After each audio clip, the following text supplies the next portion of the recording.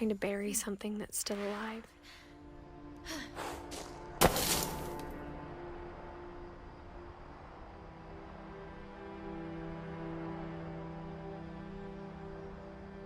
Now that there's only one of us left, or maybe two, I thought it was time I heard the stories for myself and found out what happened to everyone else. But now I'm worried the stories themselves might be the problem. Maybe we believed so much in a family curse, we made it real.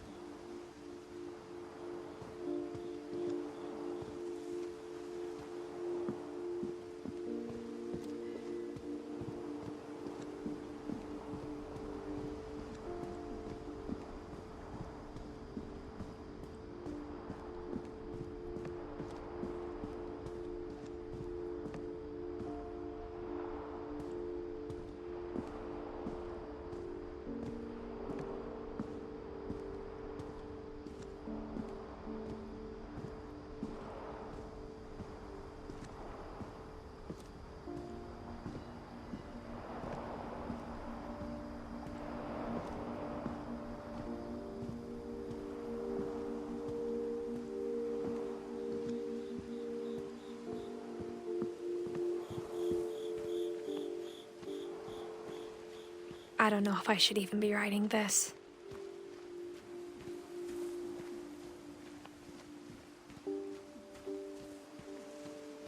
Maybe it'd be better if all this just died with me.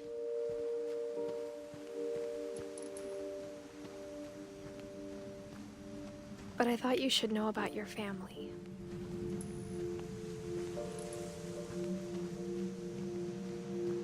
And the history you're a part of.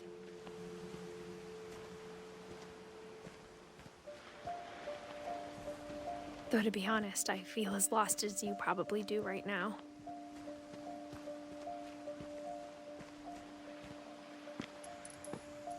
I think the people in these stories believed them, for what that's worth.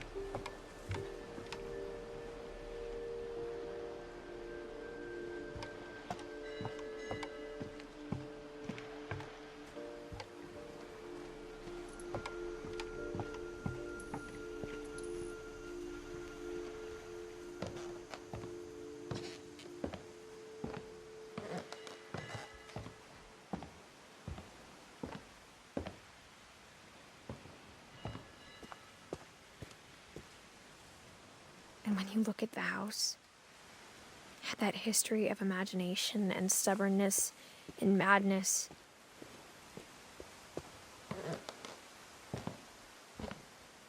any of it seems possible.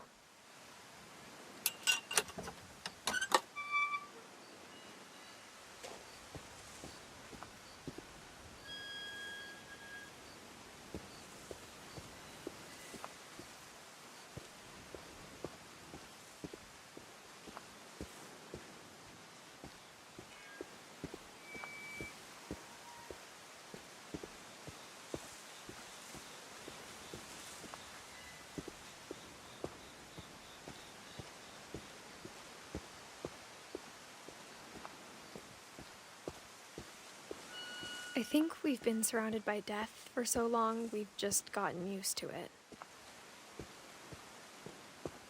What kind of family finishes building a cemetery before starting the house?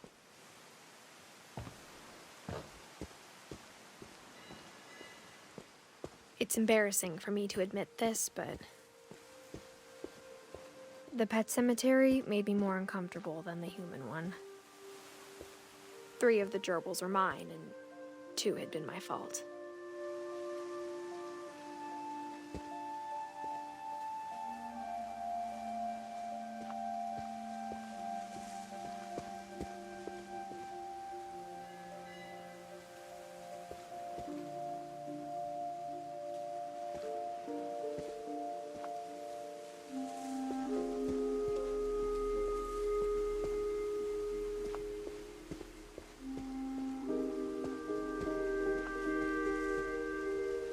Sven built the house, but it was Edie who designed the cemetery.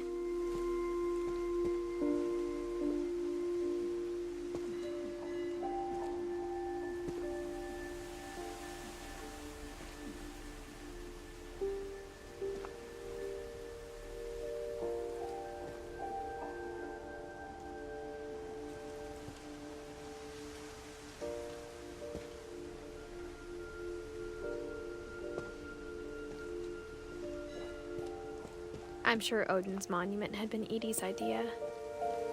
My mom was always trying to move on, but for Edie, the past never went away.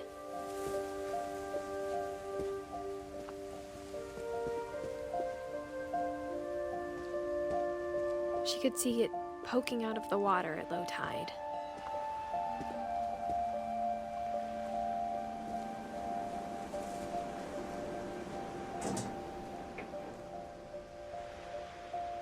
Edie said she dreamed about the old house every night.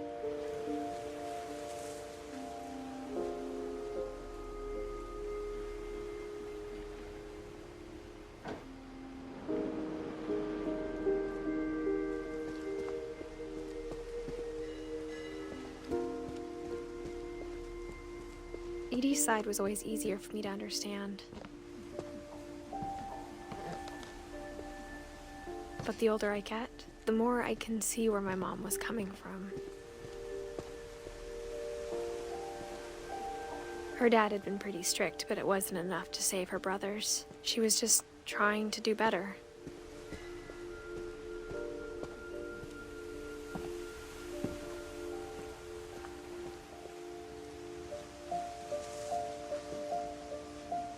She lost 2 of her brothers, just like I did.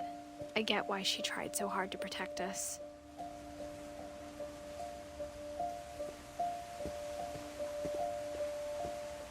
There's so many things I wish I could ask my mom now. Part of me thinks this is what she wanted all along. For me to come back someday and find everything out for myself.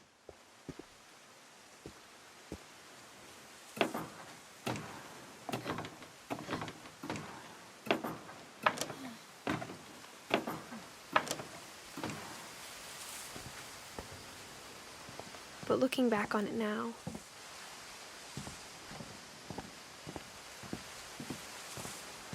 if she told me there was going to be so much climbing, I never would have come when I was 22 weeks pregnant.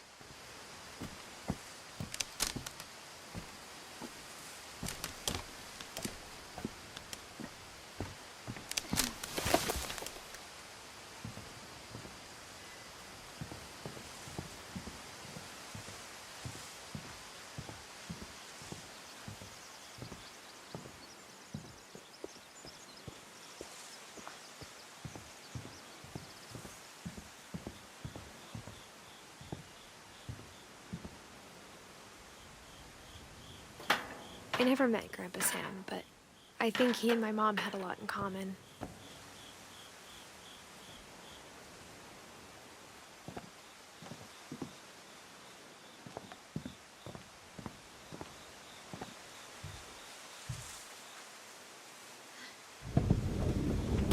They were both pretty intense.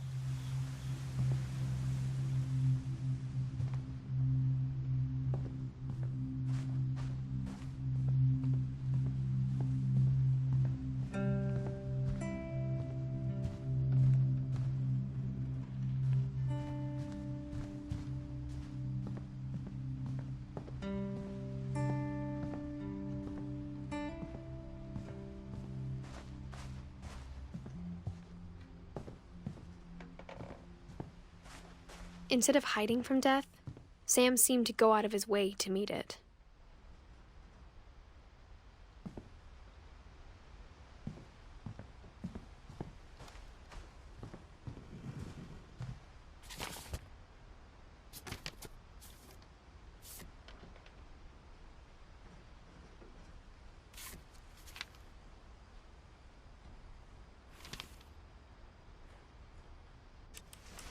Dawn, I promise, you'll never forget this weekend. Yes, sir. These memories are gonna last a lifetime. What? Am I gonna have to shoot anything? It's a hunting trip, Dawn. Shooting is strongly encouraged.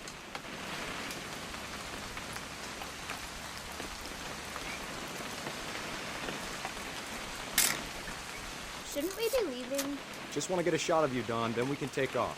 It's too early, Dad. Perfect. It's gonna rain the whole weekend, isn't it? Please just take the damn picture. Hey, language. I will never forget this weekend, Dad. That's okay, got it. I'm gonna take some pictures, okay? Just be careful. That camera's older than you are.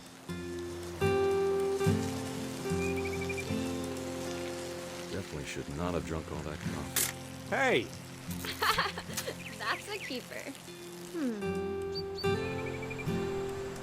I'm just saying, I'm not always gonna be here, Dawn. You'll need to remember this stuff, if you want to survive. I'll be fine, Dad. You know who else thought he was gonna be fine? Some guy who died. Dawn, I'm being serious. I know, Dad. You're always serious. Doesn't being out here make you want to chill out? Well, to tell you the truth, I haven't been out here in 20 years. Dawn, don't you think you could find something more interesting to photograph?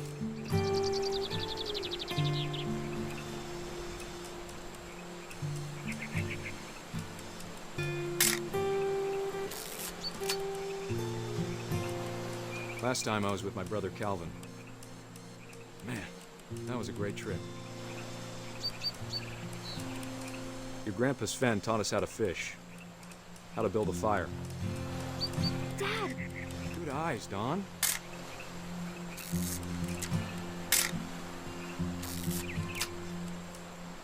Before you take the shot, let me get a picture of you. Dad, Let me get behind you. do I have to do this? Dawn, you don't have to do anything. But if you want to survive, you need to be strong. Great shot, Dawn!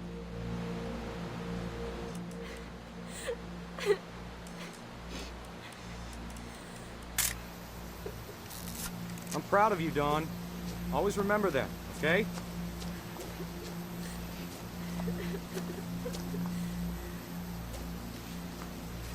Dad, it's twitching. I think That's it's totally so... normal, Dawn. Just focus on the camera. Try not to think about... Dad!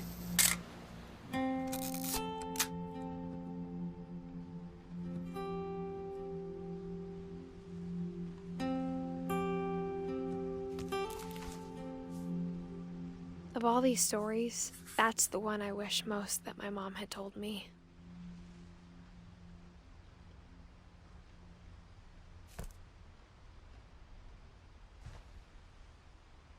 Sam spent his life shooting photos, but Mom said he got nervous being in front of the camera.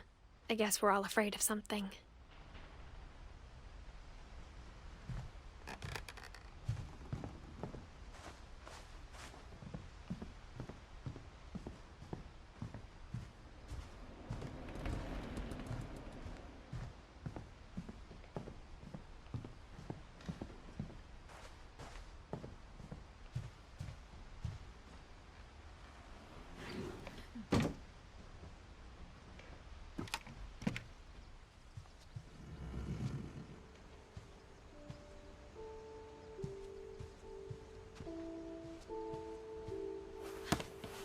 After Sam died, my mom and Edie got really close. They'd both lost a lot.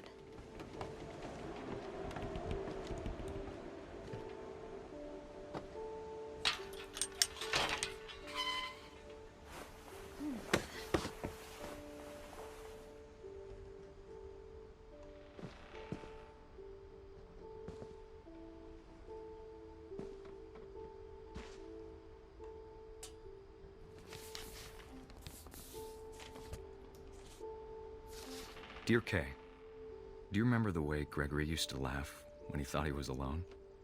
Like something funny was happening, but only he could see it.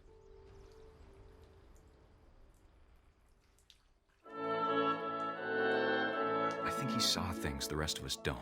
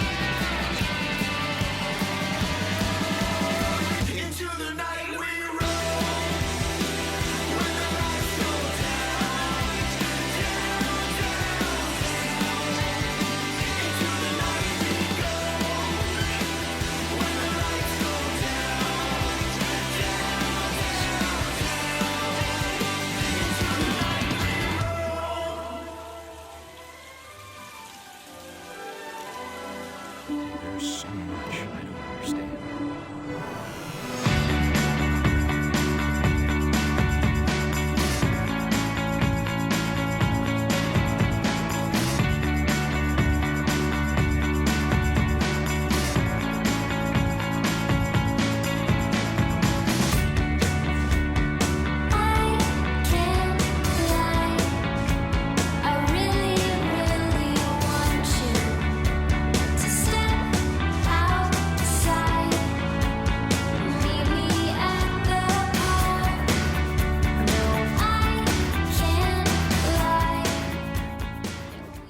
Love, Sam.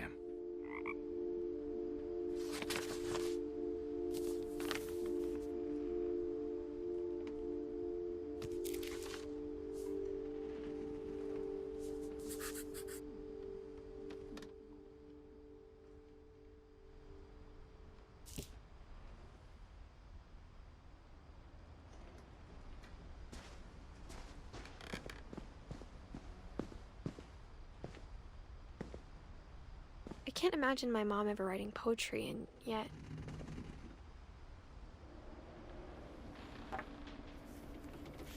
A poem for Gus, who always said the wedding was a bad idea.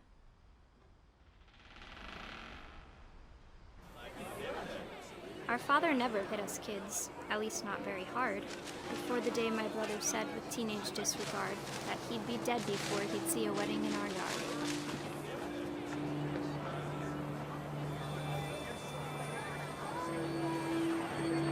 My father made him come, of course, but Gus stood far apart, just flew his kite and bottled up the storm inside his heart.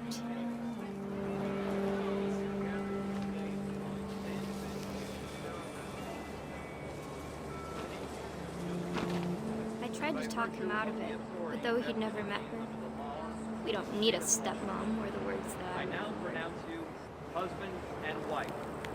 You may kiss the bride.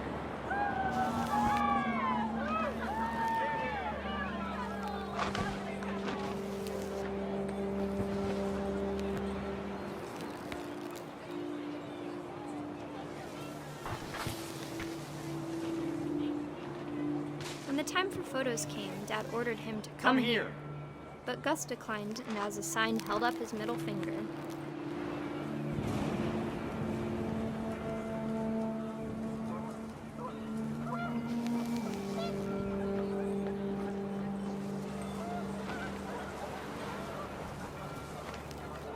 The wind picked up, and panicked geese appeared and quickly went. But all the humans did that day was go inside the tent.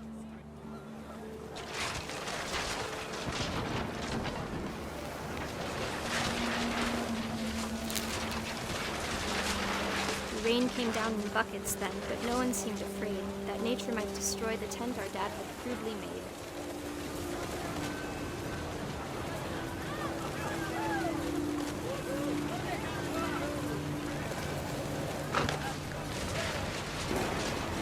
The thunder sounded much too close and full of angry power, but all my father said to this was, "Make the music louder."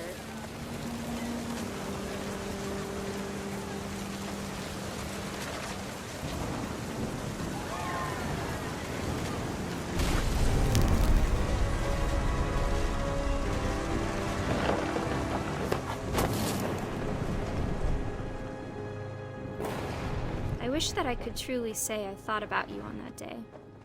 Out there on the beach alone, just you, the wind, the sea, and foam. But I didn't, until we found you.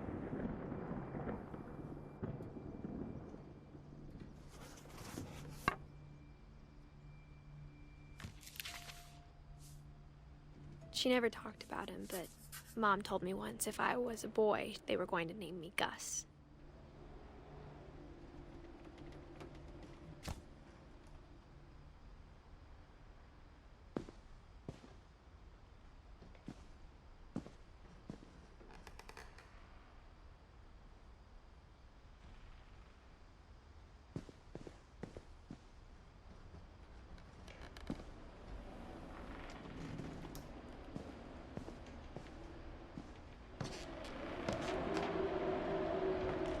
My mom moved up to the loft after her brothers died. At the time, it was as far away as she could get.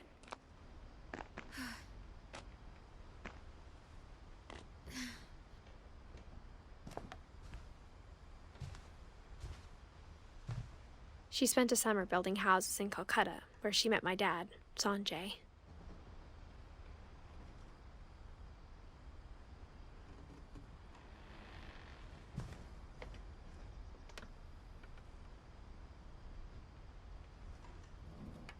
My mom moved to India a week after graduation and got a job teaching English. Louis was born a year later.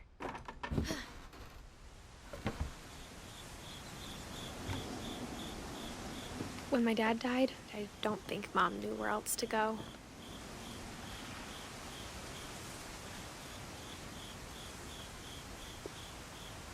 I'm sure Edie was happy to have her back.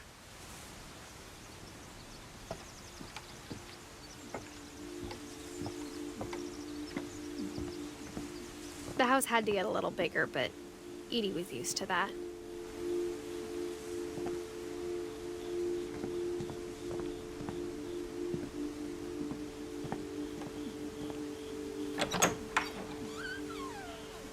for a while, things were good. Almost normal.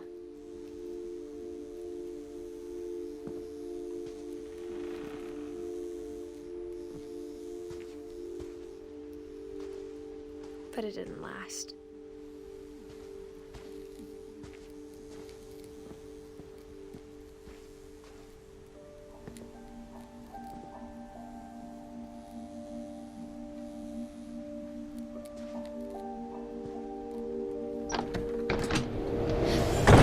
The beginning of the end was Milton's 10th birthday, when Edie gave him a castle.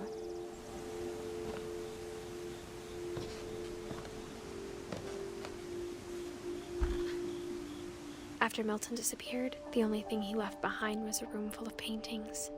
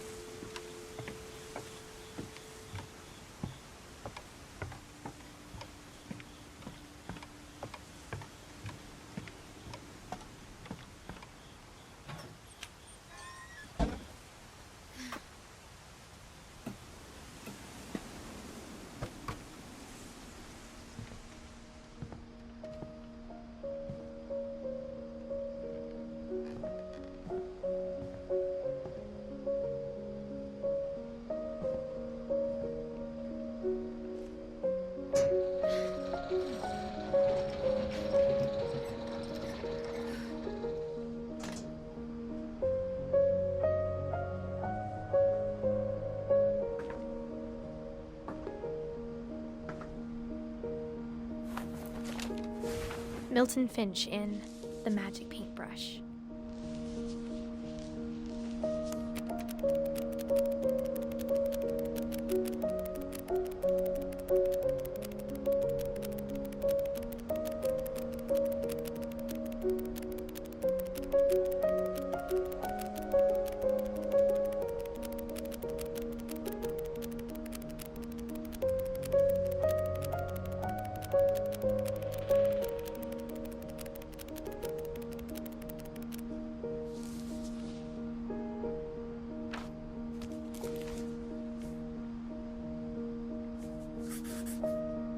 I was 4 when Milton disappeared.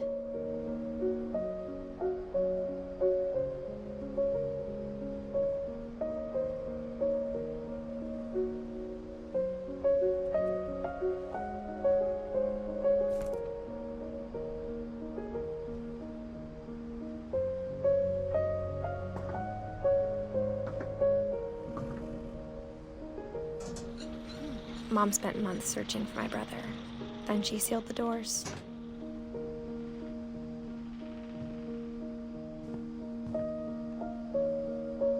Whatever Milton had found in the house, Mom didn't want it getting out.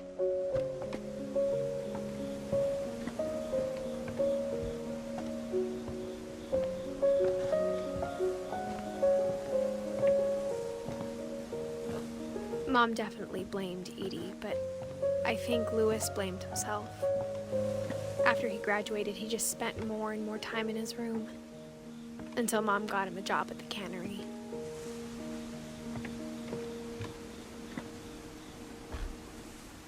Everyone always told me to stay out of Louis's room, except Louis.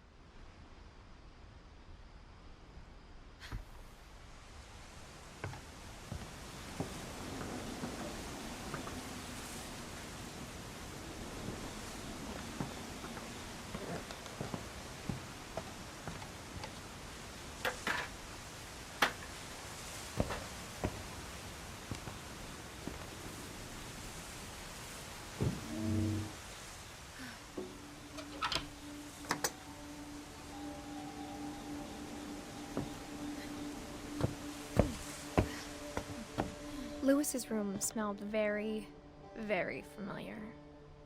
That part of him lived on.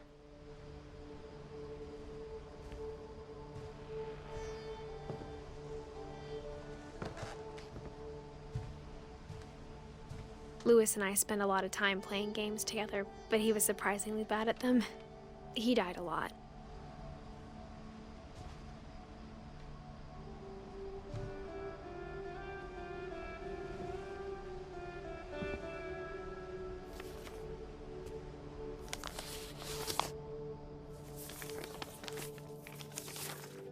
Dear Mrs. Finch, as Lewis's psychiatrist, I can understand your desire for an explanation. As I see it, the trouble began in January, shortly after we convinced your son to seek treatment for substance abuse. Newly sober, I believe Lewis first noticed the monotony of his daily life.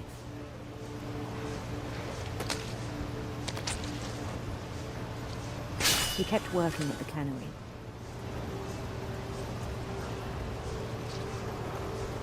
But he withdrew part of himself.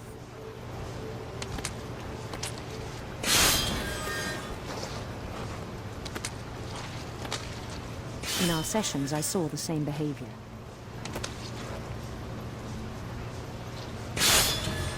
His mind began to wander. I asked him to describe it. He said he started small, imagining a labyrinth. He'd feel his way about. Then something moved. Bats. And toads.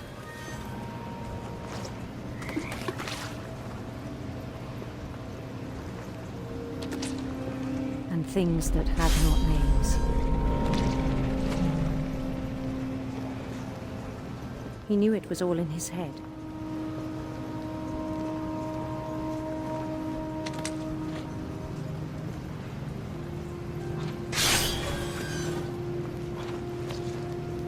But he took it very seriously. I had hoped he'd find himself.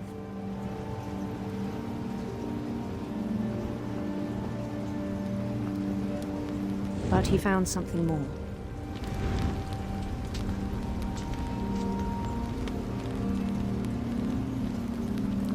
I worried about him then.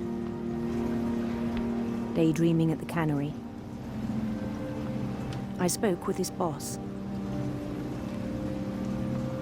But he said Lewis had become a model employee. Methodical, tireless, focused. Like a whole new Lewis. So I let him go on.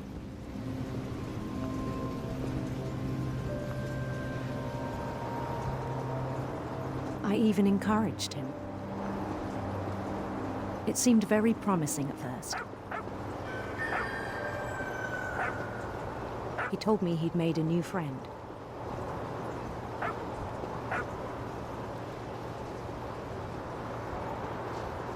On the edge of a city he named Lewis Topia.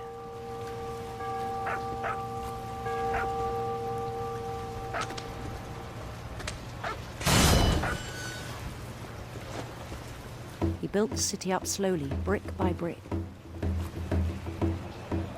Then he made musicians.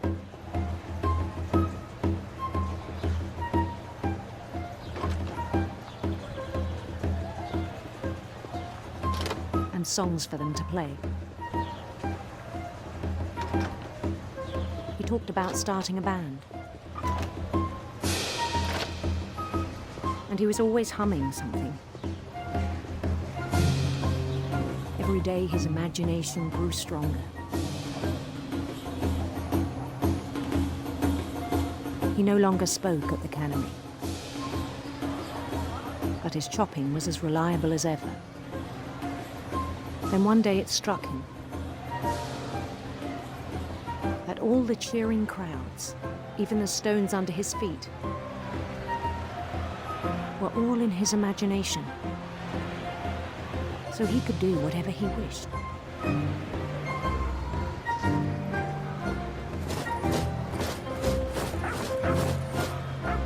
He held an election for mayor. And he won. They begged him to stay, but his mind was already wandering. It became a game for him.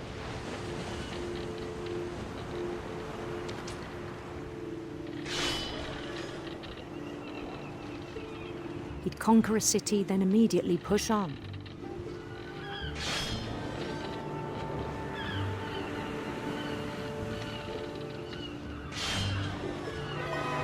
New Louisville.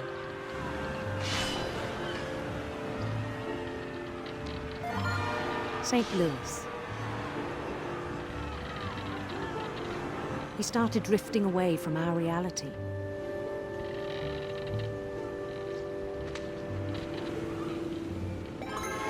Minneapolis, until one day he forgot to go home from the cannery. Even as his mother pleaded with him, part of Louis kept sailing on.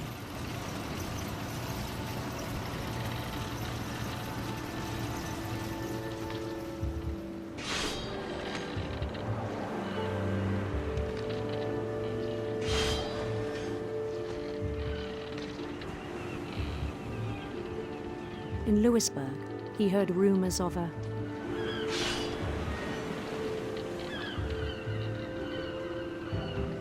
handsome queen.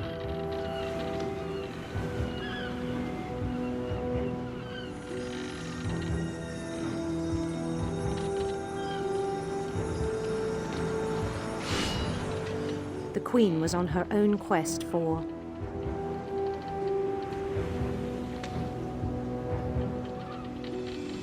radiant rainbows.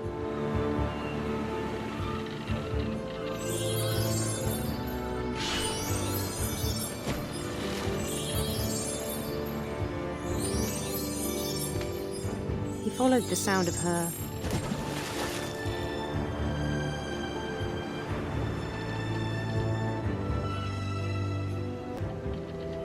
silver harp.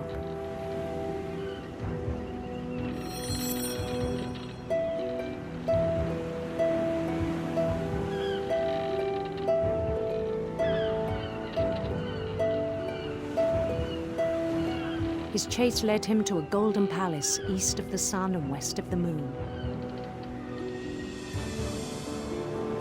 Even then, his logic remained sound.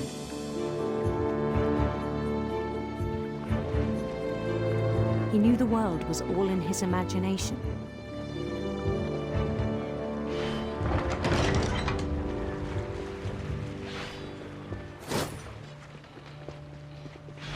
But he was so proud of having created it.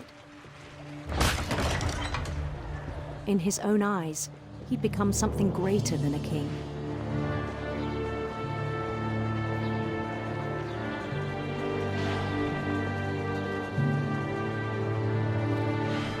For someone who'd never known success in the real world, I think it was overwhelming.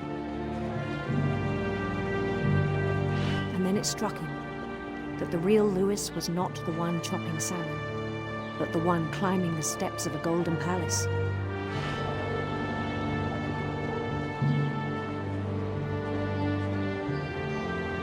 My imagination is as real as my body, he told me. It was hard to argue with him.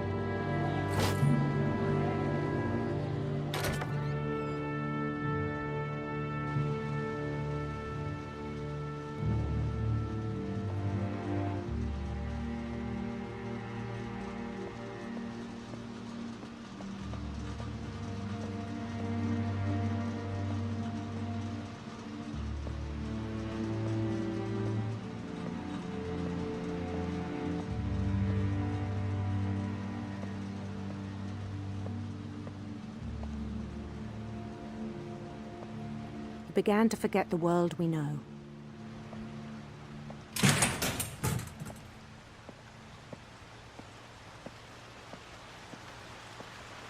I think it pained him to remember Louis, the cannery worker.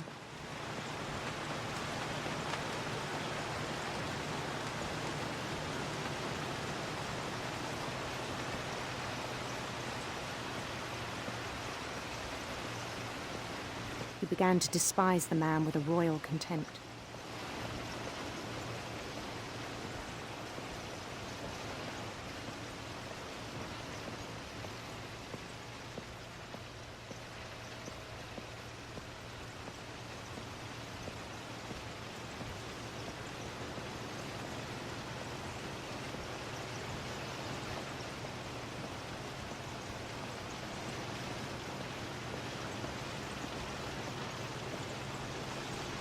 I still thought I could save him. Even after he said he was being crowned king over all the lands of wonder.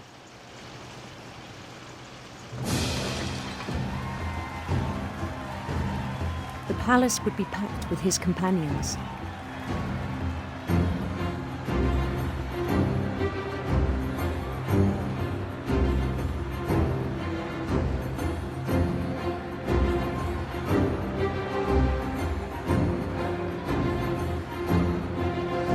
Including the wise Calico who had insisted on inviting me.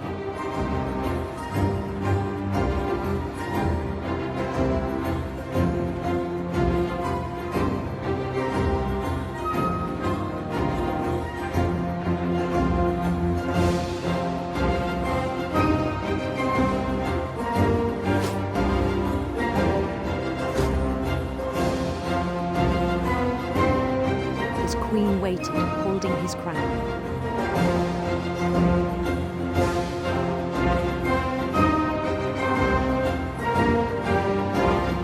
There was only one thing left to do.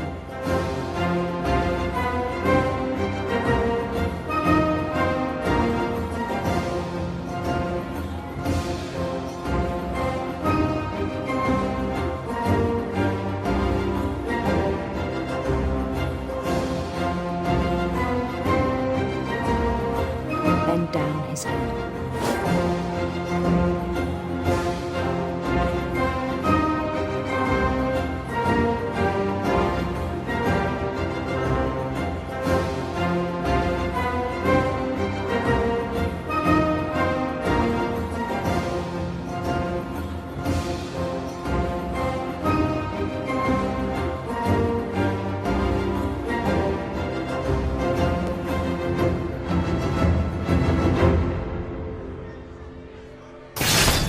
And the rest I think you know.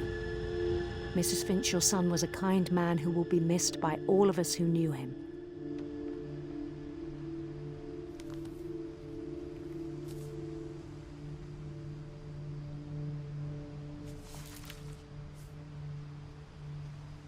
My brother was really cool. I wish you could have met him.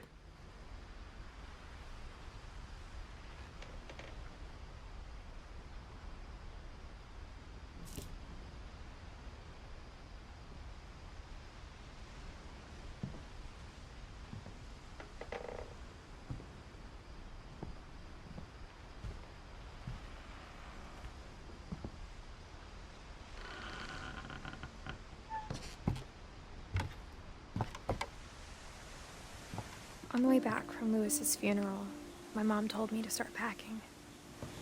She waited until the day before we left to tell Edie.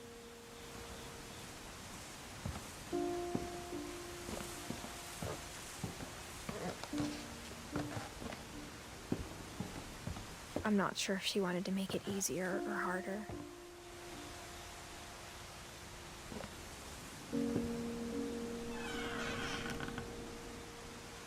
I wish we'd stayed.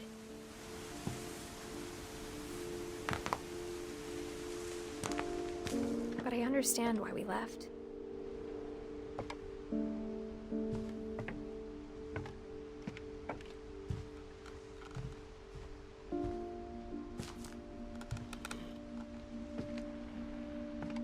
My mom ended up leaving everything behind.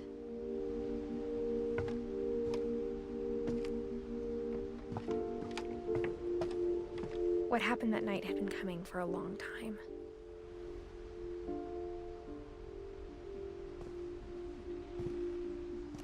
Maybe it should have come sooner.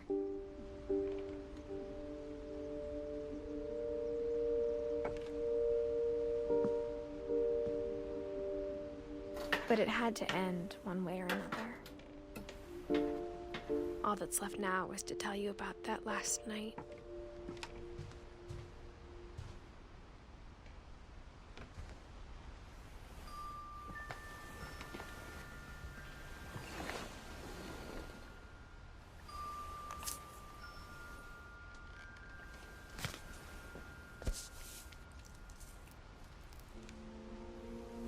That whole last day, Edie just watched us pack and didn't say a word.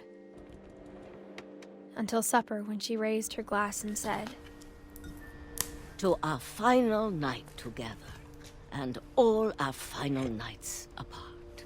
Grandma, you know what I said about alcohol. Some of your medications are very Edith, specific. I left a present for you in the hallway. Why don't you go open it? The grown-ups have to argue now. I'm sorry, you're right. We're all leaving tomorrow. Let's just enjoy our last... I'm not leaving. Edith, you're excused.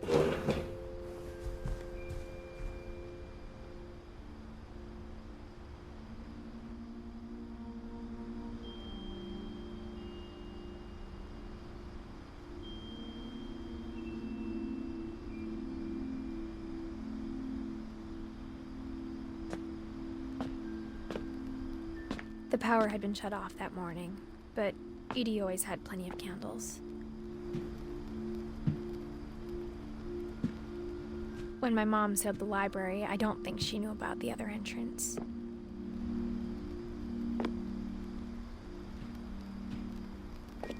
Or that Edie had a key to it.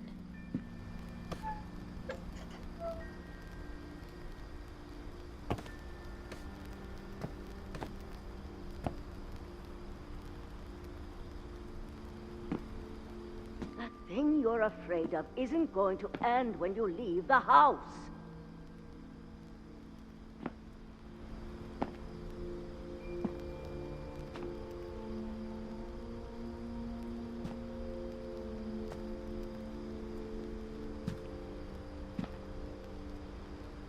Edith has a right to know these stories. My children are dead because of your stories. I think it's best if Edith and I leave tonight. We'll have the nursing home send a van for you in the morning, okay?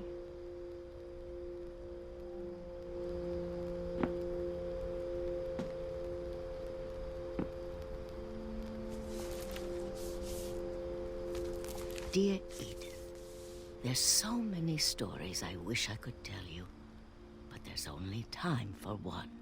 This is about what happened on the night you were born. That night, the tide went way, way out.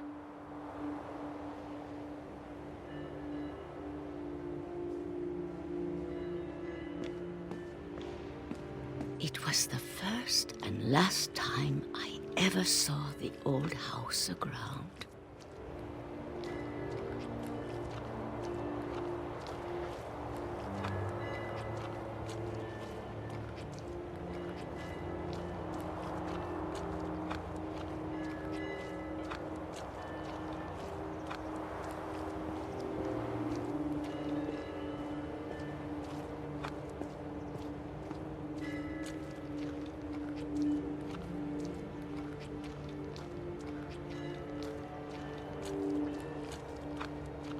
God, it smelled awful. You know, I've seen that house every day of my life.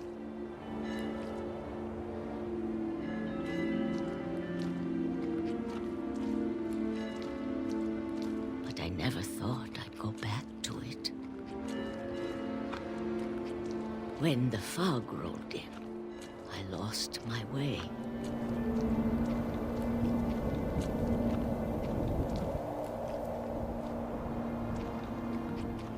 I got turned around.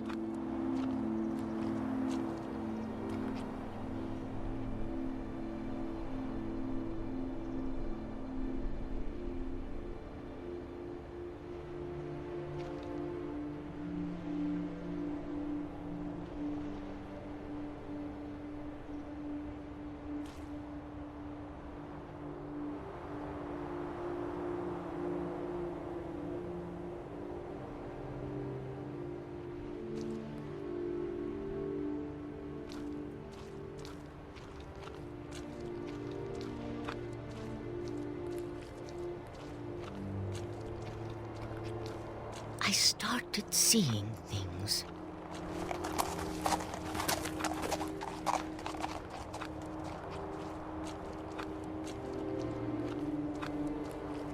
Things I'd forgotten had ever existed.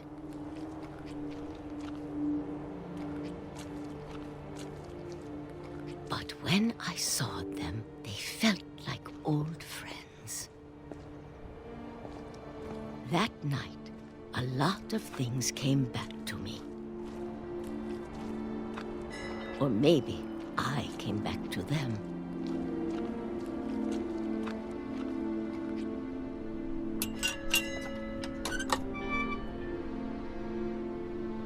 Things I can't explain, but that I need you to try and... Edith, what are you doing in here? It's mine. Edith! Mom, you're gonna rip it! Let go! I kicked and screamed, but Mom dragged me to the car. I never saw Great-Grandma Edie again. The next morning, the van came to pick her up, but she was already gone. After that, we moved around a lot.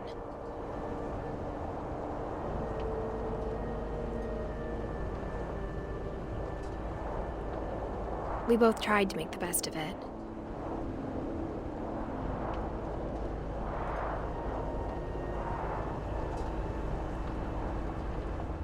A few years went by.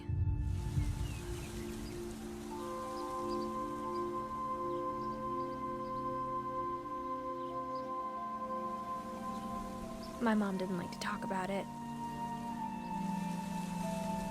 but she started getting sick a lot. The rest happened pretty quickly.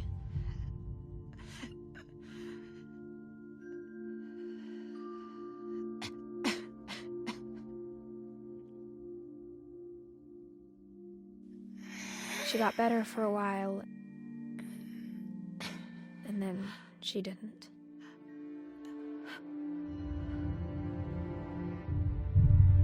And then I was alone.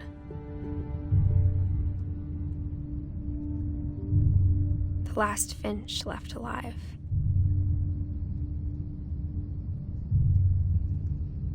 Until I found out about you. I'm still not sure what to tell you about all this. If we lived forever, maybe we'd have time to understand things. But as it is, I think the best we can do is try to open our eyes. And appreciate how strange and brief all of this is.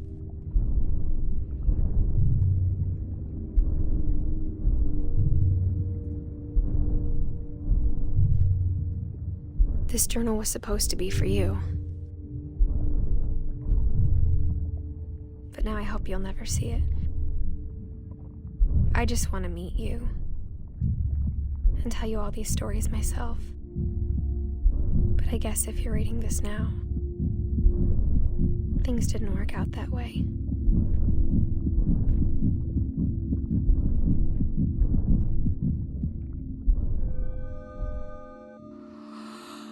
This is where your story begins.